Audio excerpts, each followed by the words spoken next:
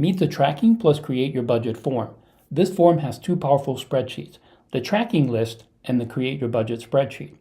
Let's begin with the tracking list. This is where we enter all income and expenses for each category for 30 days. Instead of entering every single transaction, because hey, you've already done that, we're going to take a shortcut.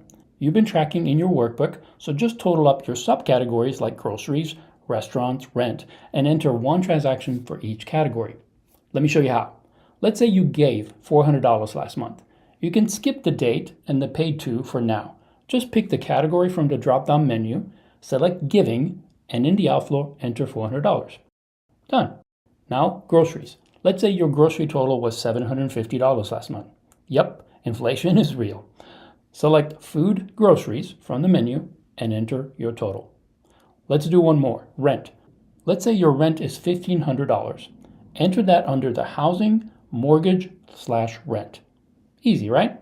Go ahead and do this for each category you tracked. Once you've done it, magic happens. Let's flip over to the Create Your Budget spreadsheet.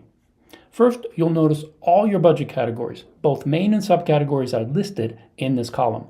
Your income and expenses total are now automatically pulled from the tracking list and shown in the Actual from Tracking column.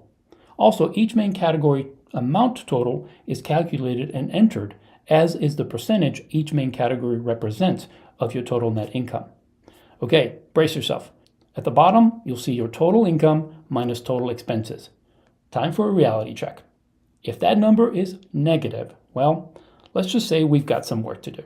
But don't worry, remember, this is a process. Stay faithful to the process and you'll get there, I promise.